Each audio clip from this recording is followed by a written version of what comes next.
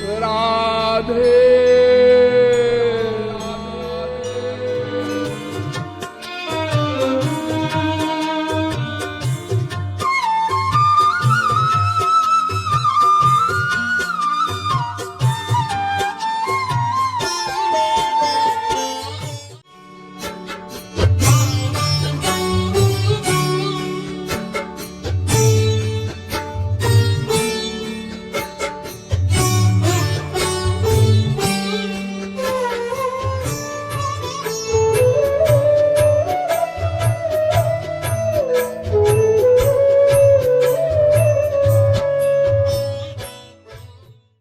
एक तो ऐसे सत्पुरुष होते हैं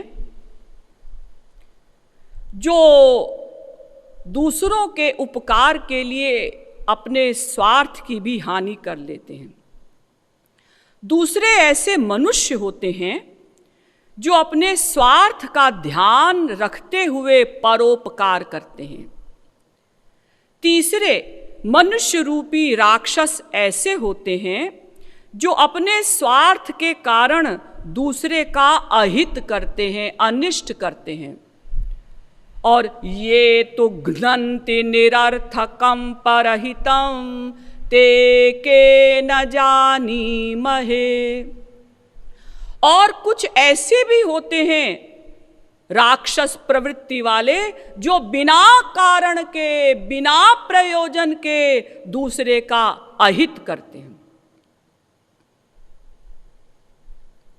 इसी प्रकार से संत महात्मा पर उपकार वचन मन काया संत सहज स्वभाव खगराया। भूर्ज तरु सम संत कृपाला परहित सहनित विपति विशाला। संत महात्मा बिना कारण के, बिना प्रयोजन के परोपकार करते हैं, दूसरे के कल्याण में लगे रहते हैं। बताइए, संतों को हमसे क्या चाहिए? जो निरंतर वो जीवों की चिंता करते हैं, मैं जीवों का कल्याण कैसे करूं, मैं क्या करूं जो ये जीव ईश्वर की ओर चलें, जो इन जीवों को अनंत मात्रा का आनंद मिले। हम पाप के पुंज, पाप के भंडार, हमसे संतों को क्या चाहिए जो वो हमारे हित के लिए लगे रहते हैं, जिनके पीछे पीछे स्वयं भगवान घूमते हैं। निरपेक्षम मुनिम शांतम निर्वैरम समदर्शनम अनुव्रजाम्य हम नित्यम पूये ये त्यंघ्रिरेणुभिः। भागवत के 11वें स्कंद के 14वें अध्याय का 16वां श्लोक। भगवान कहते हैं निरपेक्षम, जो संत किसी से कुछ अपेक्षा नहीं करते। मुनिम शांतम, जो सदा शांत रहते हैं। निर्वैरम, जो किसी से बैर नहीं करते। समदर्शनम, जो समदर्शी होते हैं। अनुव्रजाम्य हम नित्यम, मैं नित्य ही उनके पीछे पीछे चलता हूं। क्यों? पूये ये त्यंघ्रिरेणुभिः, ताकि उनके चरणों की धूलि उड़े, मुझ पर पड़े और मैं पवित्र हो जाऊं। सोचिए, जिन संतों के चरणों की धूलि प्राप्त करने के लिए स्वयं भगवान उनके पीछे पीछे घूमते हैं, उन संतों को हमसे क्या चाहिए जो वो हमारा कल्याण चाहेंगे, लेकिन फिर भी बिना कारण के, बिना स्वार्थ के, बिना प्रयोजन के वो परोपकार करते हैं। इसी प्रकार से भगवान भी बिना प्रयोजन के दूसरे का हित करते हैं। तो आप कहेंगे कि दर्शन शास्त्र तो कहता था कि प्रयोजन मनुद्देश्य मंदोपि न प्रवर्तते, प्रयोजन के बिना मूर्ख से मूर्ख व्यक्ति भी कुछ भी नहीं कर सकता। और अभी तो सिद्ध हो गया कि बिना प्रयोजन के भी कार्य होते हैं, बिना प्रयोजन के दुष्ट लोग अपकार करते हैं, बिना प्रयोजन के संत महात्मा एवं भगवान परोपकार करते हैं। किंतु ऐसा नहीं, इन लोगों का भी कुछ न कुछ प्रयोजन अवश्य है। क्या प्रयोजन है? काहू की जो सुनहि बड़ाई, श्वास ले ही जनु जूड़ी आई। और जो काहू की देखहि विपत्ति, सुखी हो ही मानहु जग नृपति। जब किसी को दुष्ट लोग विपत्ति में देखते हैं तो बड़े सुखी होते हैं, इतने सुखी हो जाते हैं, इतने आनंदमय हो जाते हैं, मानो उनको पूरे विश्व का राजा बना दिया गया हो। खलन हृदय परिताप बिसेखी, जरहि सदा पर संपत्ति देखी। जहाँ कहूँ निंदा सुनहि पराई, हर्षहि मनहु परिनिधि पाई। जहाँ कहीं दुष्ट लोग दूसरे की निंदा सुनते हैं तो बड़े हर्षित होते हैं, प्रसन्न हो जाते हैं, मानो उनको परिनिधि मिल गई हो। तो दुष्ट लोग बिना प्रयोजन के अपकार नहीं करते, उनका प्रयोजन है दूसरों को दुख देने में, दूसरों को कष्ट देने में उनको सुख मिलता है। तो सुख प्राप्ति के लिए वो दूसरों को कष्ट देते हैं। इसी प्रकार से संत महात्मा एवं भगवान पर दुख दुख सुख सुख देखे पर, संत महात्मा दूसरों के दुख से दुखी होते हैं और दूसरों के सुख से सुखी होते हैं। तो जब संत महात्मा दूसरों को सुखी देखते हैं तो उनको आनंद मिलता है, इसीलिए वो परोपकार करते हैं। देखिए, वैसे तो भगवान और संत सदा आनंदमय हैं। भगवान तो आनंदमय है ही, रसो वै सह, वेद कहता है वो रस ही हैं। और रसग्वम येवायम लब्ध्वानंदी भवति, और उन रसस स्वरूप भगवान को जो प्राप्त कर लेता है वो भी आनंदी भवति, आनंदमय हो जाता है।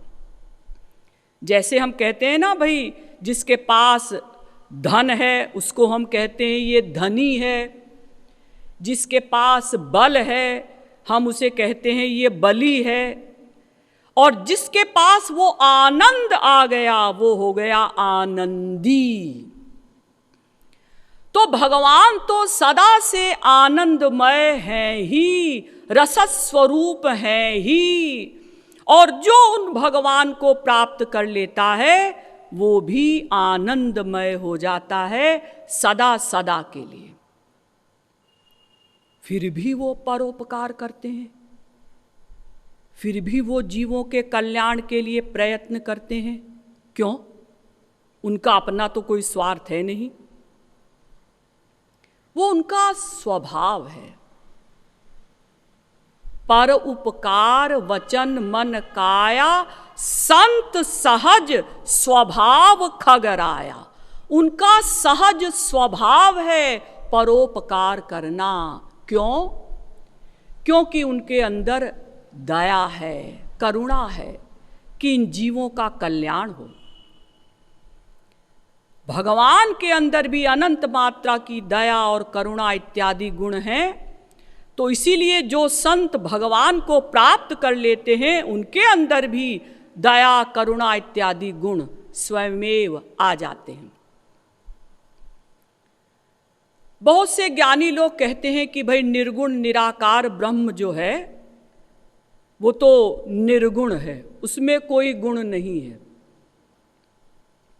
लेकिन एक विनोद की बात समझिए कि अगर निर्गुण ब्रह्म में, निराकार ब्रह्म में कोई गुण नहीं है, तो जो ज्ञानी ज्ञान मार्ग के द्वारा निर्गुण निराकार ब्रह्म की अभेद भक्ति करते हैं और फिर अपने असली स्वरूप को प्राप्त कर लेते हैं, जो असली स्वरूप है ब्रह्म का स्वरूप, उनके अनुसार, यानी ज्ञानी लोग कहते हैं कि हम ही ब्रह्म हैं, अहम ब्रह्मास्मि। अगर हम ये जान लें कि हम ही ब्रह्म हैं तो हम ब्रह्म हो जाएं। तो जो निराकार ब्रह्म की अभेद भक्ति करते हैं, ऐसे ज्ञानी जब उन्हें ज्ञान हो जाता है, ब्रह्म ज्ञान हो जाता है और वो अपने असली स्वरूप ब्रह्म स्वरूप को प्राप्त हो जाते हैं, तो इसका मतलब फिर उनमें भी कोई गुण नहीं रहता होगा। हाँ, नहीं रहता होगा।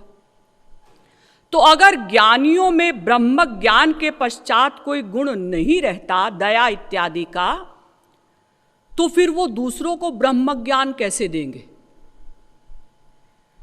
हमारे यहां वेद से लेकर रामायण तक हर ग्रंथ में लिखा है कि भाई चाहे तुम सगुण साकार की भक्ति करो, चाहे निर्गुण निराकार की भक्ति करो, किसी संत की शरण में तुम्हें जाना पड़ेगा।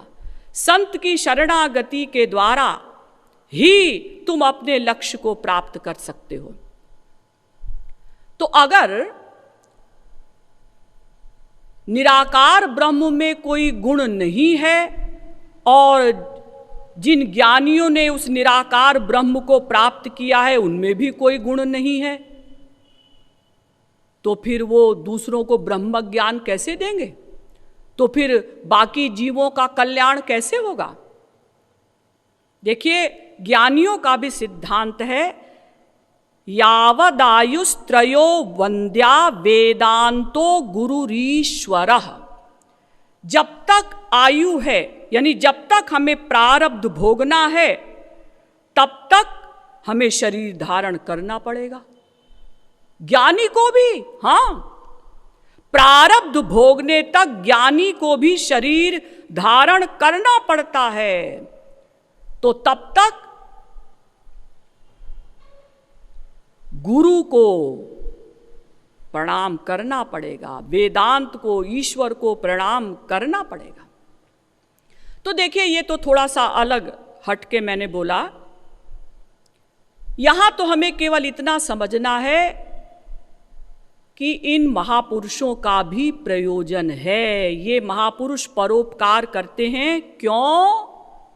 क्योंकि दूसरों को सुखी देखकर उनको सुख मिलता है। वैसे तो वो सदा आनंदमय हैं, लेकिन फिर भी दूसरों का कल्याण करके जब जीव सुखी होते हैं तो उनको देखकर संत भी सुखी हो जाते हैं।